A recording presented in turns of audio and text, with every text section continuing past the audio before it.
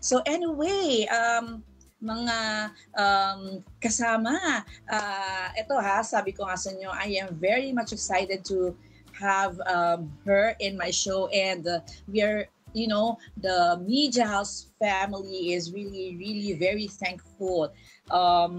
Dahil siya ay naging very, very special guest natin last Wednesday kung saan we celebrated our first year anniversary. So without much further ado, the gorgeous, the talented, a great performer, and of course, a multi-awarded rock and rocker. Am I right?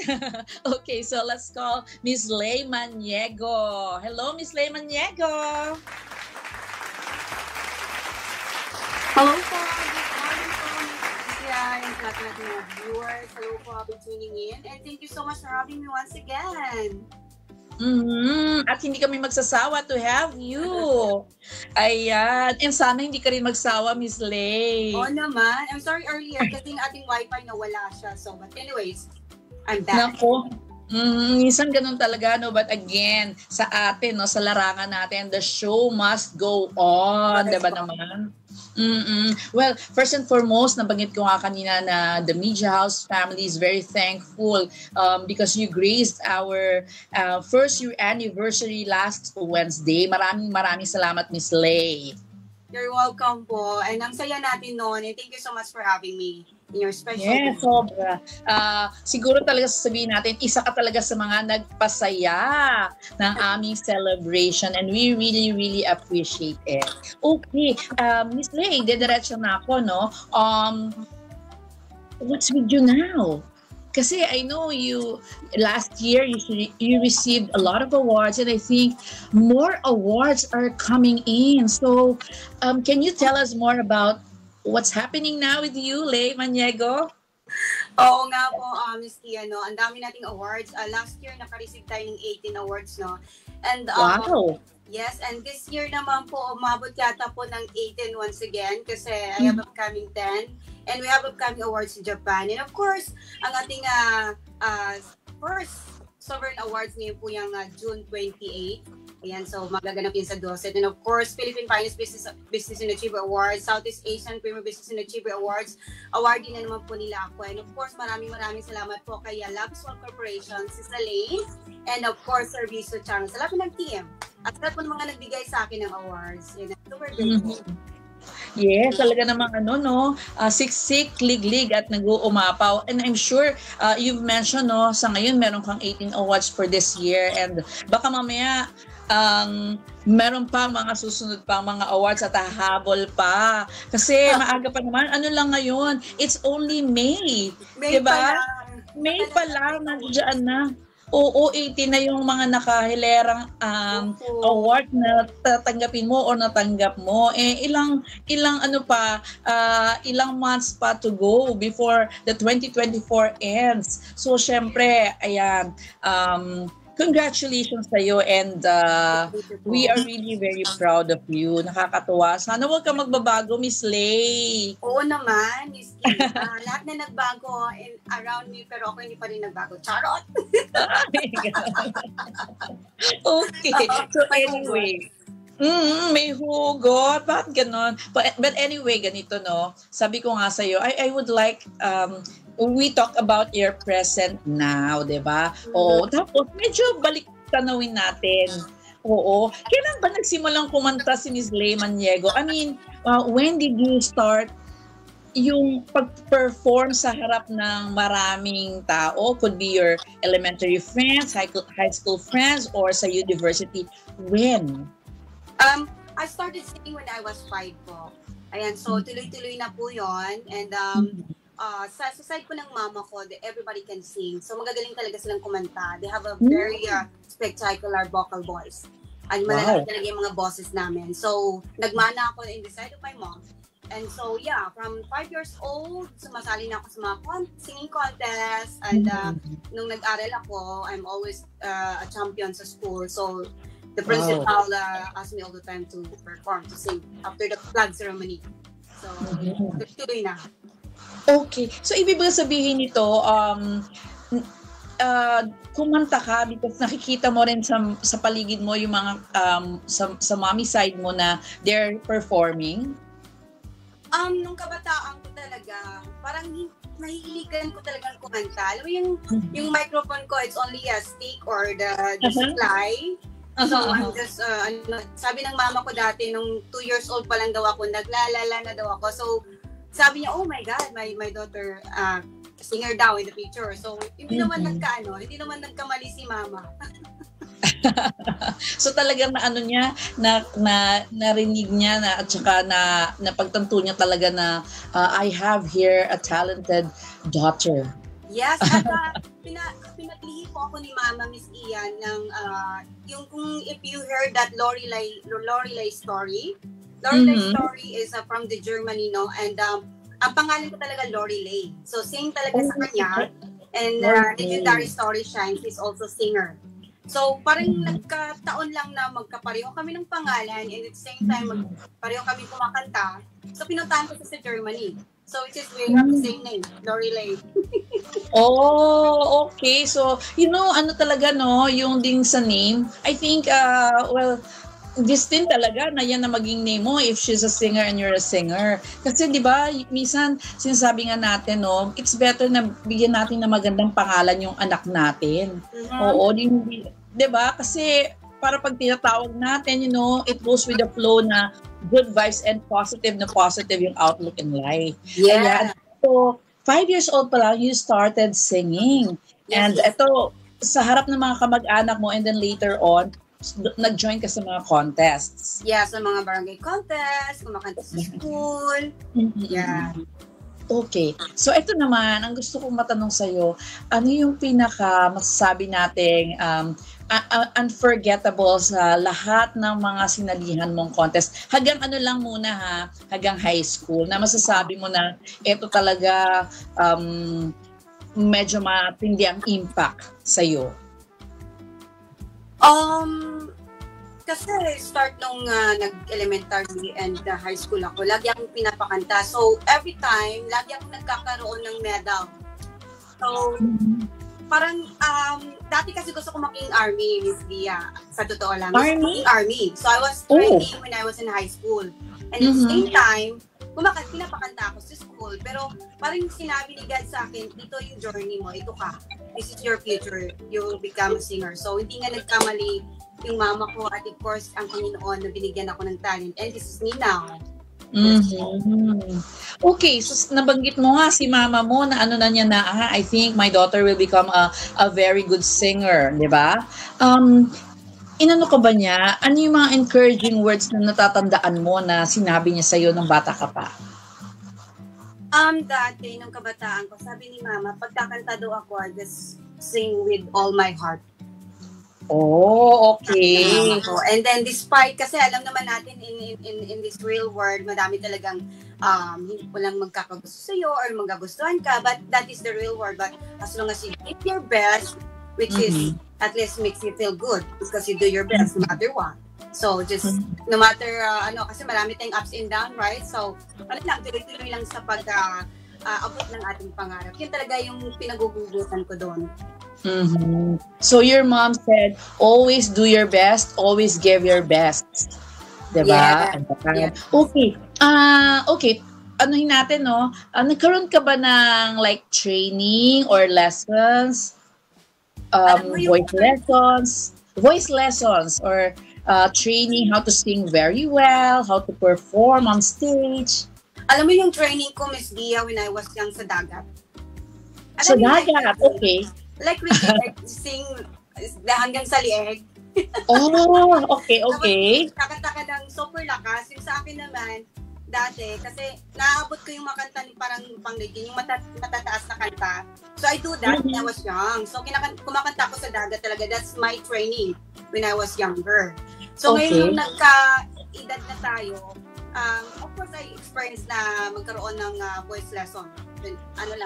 Mga 1 year lang po siya. And then, ako na po yung nagtuturo sa sarili ko. I practice every day, mga ganun po. Ayun. Practice really makes it perfect, no? Correct. Talagang, hindi mo pwedeng pabayaan. By the way, everyday ba Do you practice? Ngayon ha, nagpa-practice ka ba everyday? Yes po. Nagpa-practice ako everyday. Mm, Just to okay. check my voice and if you can still sing the high pitch or the huskiness and everything kasi yung boses ko talaga husky eh. So I wanted to know if it's still there kasi sabi nila pagka natatanda ka daw parang nawawala yung boses natin. Pero sa akin naman, intact pa naman. So I'm very, very grateful to God. Sa akin naman kasi, nawawala din yung boses ko dahil sa sore throat, hindi dahil sa pagkanta. Okay, so gusto ko lang malaman, no, syempre, yun na nga sinasabi mo, practice, at saka yung chinecheck mo lagi kung you could hit that yung huskiness or you could hit the high notes. Yeah, Now, I would like to ask you, paano mo ba pinapangalagaan yung iyong voice? At saka, of course, your throat, yes, paano? Yung sa akin naman, water lang. Water therapy. Water every day. What are like ng water. Wala akong ininom na, alam mo yung mga pa-spray kasi sensitive din yung, kung gaano ka-sensitive yung skin ko, Miss Gia, ganun din ka-sensitive yung aking throat. So, before and after, kung naglalaklak ko ng napakadaming tubig, kasi which is really good in your throat, especially the warm water. Okay. So you prefer warm water? Not only singer, but also a DJ or, just warm water. Okay. So ayun, nakakatuwa yung term niya, laklak ng water. Talaga namang laklak, 'di ba? Oo, kasi alam mo, Miss Gia, kasi minsan napagbansagan akong, pag kumakanta daw ako, para daw akong lasing. So, in-explain ko sa kanila, you know what? Para nga ako sigurong lasing kasi ang dami kong ininom ng tubig. Okay. So, nabanggit mo yung lasing, di ba? Do you drink? I mean, alcohol? Socialize lang, but not really a drinker. So, like, do you drink beer or just wine or, hard? Hindi naman ako mapili. Minom din ng beer. Pag nandito si Javi, minom ng wine, beer, mga ganon. Pagka wala, minsan lang, pagka may socialize with my celebrity friends or mga party, Oo. Bali, ito yung sabihin natin na in moderation or parang tikim-tikim lang. Yes. Just for socializing. Oo. Hindi nagpapakalango. Yeah, correct. Oo, kasi syempre, no, sometimes when we drink, like for example, beer, nilalagyan ng iba ng ice. Yes. Tanungin nga kita, when it comes to beer, do you like it na malamig ba? Or do you put ice, yung icy talaga? Or what? Miss Lay, kaya ako na itatanong to kasi, yes, socializing, and of course, meron kang voice na iniingatan. Kaya medyo natatanong ko sa'yo. Okay, so when it comes to beer, what kind of beer ba? Mas masarap pa din yung malamig. Kahit nga sa Netherlands, we drink still the cold beer. So, mas masarap yung malamig talaga ang beer. Ito ba yung zero? Yung 0 degrees? O hindi naman? We experienced 1 degrees in Netherlands. Uminom pa din Okay. beer. Okay, yes. So sa beer, okay lang naman yung malamig. Na? Yes po. Opo, ayan, okay. And so, napag-usapan natin yung yung past. Ayan. Okay, eto lang, paano ka ba napunta dito sa ito itong mundo na to na ginagalawan mo ngayon? Who gave you that biggest break? Sa totoo lang, nung na-meet ko yung asawa ko, but before kumakanta na ako, pero nung na-meet ko si asawa ko, yung first na pagsalang ko sa TV, that was ABS-CBN. So, nung na-meet ko si asawa ko, sabi niya, you had a great voice. Why don't you do it? So, ngayon, pumunta kami dito sa Manila at nag-meet namin si Sir Benny Saturno and yung aking composer, si Kuya Ato. And we're planning to get married. So, sabi naman ni Kuya Ato, why don't we release a single? So, yun yung start ng aking to become official recording artist nung nag-release kami ng aking first single itong araw. Ayun, yes, ayun na. Pwede bang masampulan mo kami ng konti dyan sa yung in-release na the very first single that Miss Lay Maniego released? Yes, sige po. Yan Sige lang natin, a cappella kasi nag-mute sa Facebook. Yes, sure. Alright, sige po. Ito ang araw na haharap sa altar, mangangakong magsasama, mamahalin ka habang buhay. Ayan naman, grabe. Ko, parang gusto ko nang lumubog. Lumubog sa kinakalagyan ko. Alam mo talagang tamang-tama ka sa nightcap, 'di ba? Oo. So, alam ko meron kang mga ipopromote, but Miss Lay, eto na yung pang beauty queen na question ko. Oh, 'di ba? 5 years from now, how do you see yourself? I think 5 years from now, I see myself performing in Hollywood. Oh! Also in Europe, yes. Wow, oo naman. Caring naman yan. Oo. Alam mo, I believe, Miss Kia, that's why I say that 5 years from now. Kasi, I believe kung mangangarap ka, lakihan mo na. Itodo na natin. And then, yes, in action. Hindi lang mangangarap ka lang, I want to become a star. You have to do it with action. Para matupad siya, and at the same time, with God's grace. Kung kailan. Oo, tama yan. And naniniwala ako na makakamit mo yan. We will be hearing siguro mga news that you are performing na sa Hollywood. Baka nga hindi pa 5 years di ba? Baka lesser. Oo, di ba? Puso na natin yan, di ba? Pero nakakatuwa yung sinabi mo.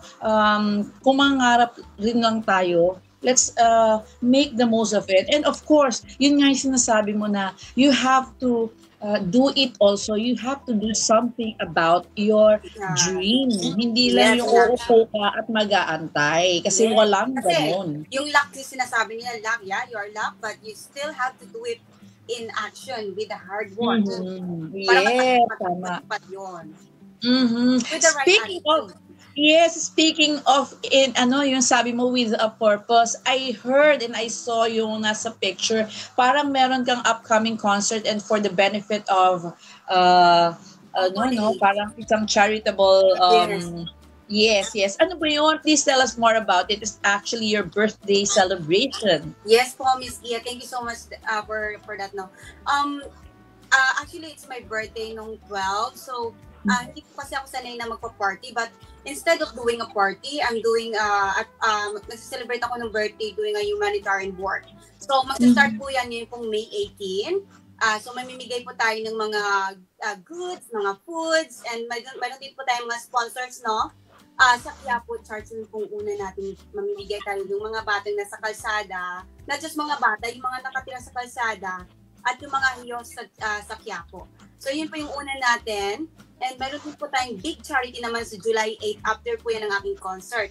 So, yung ating pong beneficiary ay Home for the AIDS dito pa sa QC at sa Child House po. So, gusto ko lang po magpasalamat sa lahat po natin mga sponsor ng Kia.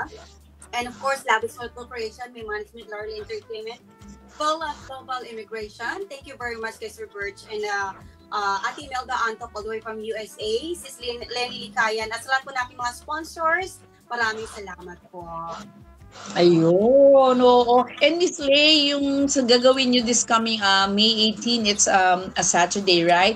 Pagka meron ka mga clippings, please share it with us. And so, pwede naman namin ipalabas ulit dito sa Coffee Tea on Monday. Para naman makita rin ng mga taga-subaybay natin na ayun, talaga namang aktibong-aktibo, hindi lang sa pagkanta, pero sa pagtulong din sa kapwa, lalo na sa mga nangangailangan. So please do support Ms. Lay Maniegos, mga activities po niya, especially yung kanyang sa birthday, no? Yan. And of course, yung inyong concert. So tell us more about your upcoming concert. Yes, speaking of that, we have a big surprise announcement, no? Yung ating pong concert ay ngayon po yung June 29 after po ng ating awards sa Sovereign, no? So the first Sovereign Awards, June 28. And then, bago po yung aking concert, lalabas po muna tayo sa New York Times Square billboard, powered by Allegro de Pilipinas. And before the concert, kakanta po tayo sa FAMAS Awards. Maraming salamat po kay Tita Francia. Ngayon po yung May 26. At sa May 18 po, meron po tayong awards, no, back-to-back po yan. Sa umaga, may charity tayo. At sa hapon naman, meron po tayong awards. So maraming salamat po for this. Grabe yung mga schedule ko, talagang to the highest level, yung grabe hanggang December po. So, I'm very grateful to everyone sa mga opportunity na binigay po nila sa akin. Ayan po. You are so blessed. Oo. Kasi Miss Lay, nakikita ko lang naman dyan, no? You're really using your talent para din makatulong. Yes po. Oo. Kaya naman, talagang bless ka ni Lord. Congratulations at saka more power to you. Any other announcement ba for Miss Lay? Meron ka pa po bang announcement? Yung nga po, yung ating pong New Year Bellbo ngayon po yung first week of June. At sa aking pong concert, meron po tayong special celebrity guest na aking pong makakasama sa aking concert with many more. At marami po tayong mga media na pupunta. At meron po tayong taga Hollywood and of course New York. At meron po tayong press ko, i-announce po natin yan just before my concert. At i-announce ko din po kung sino pong banda yung aking pong backup during my concert. And sa mga gusto pa pong mag-sponsor sa aking pong charity event, just please message me on my Facebook page, Laurel Entertainment or Lay Maniego. Thank you very much, Love is Well Corporation, for this guesting. Miss Gia, thank you so much, Media House. Oh, my pleasure. My pleasure talaga. Kaya kung meron ka pa mga updates, we can still announce them. Kaya nga sabi ko sa iyo, kung meron ka mga video clips, just let us know so we can show them also. Para naman mas maraming ma-inspire na tao. Yes. No? Oo, kailangan yun. Yung inspired natin yung mga tao instead na napakadami natin pagkain, natatapon natin. Why not ibigay na lang natin doon sa mga nangangailangan sa labas na nakatira, right? That's right. Oo, nako, maraming salamat sa iyo, Miss Lay, na hindi ka lang nagpapaunlak ng pag-awit, pero you're still helping these people who are in need. By the way, meron tayong exciting news. Sa puso. Yes. May exciting news tayo na ibabalita, no? Ito yung tungkol sa Asia's Golden Globe Excellence Award. Oo, papasok ko lang to, no? Direct, pakipasok nga ito. So the Asia's Golden Globe Excellence Awards is here to recognize outstanding achievers in Asia Pacific. Congratulations to all their awardees. So get ready to join them for an unforgettable celebration this May 26, 2024 at the Hexagon Events Place in Quezon City. Nominations are still open for outstanding individuals in various fields, from artists to public servants, from students to philanthropists. Let's celebrate the best of Asia together, rather. Congratulations also to Media House Express for being named as the outstanding and a reliable media company of the year. Thank you so much, Asia's Golden Globe Excellence Awards, and of course, La Visual Corporation. More power. Ayun. Award din. Yes. Ayun, congratulations also. I know you're an awardee also. And ano na nga yung award mo dito sa Asia's Golden Globe Excellence Awards? Wait lang. Yeah. Nakalimutan ko yung title ko. Parang title. It's with me also. Teka lang, ha? Nating title eh. Oo. Talagang si Miss Lay, no? Parang kumbaga sa pakyawan ito. Pakyawan ka. Oo. Of course, Miss Gia, gusto ko din po magpasalamat sa Asia's Global for this award. Asia's Golden Globe Excellence Awards for this recognition as Asia's most outstanding pop and rock singer of the year.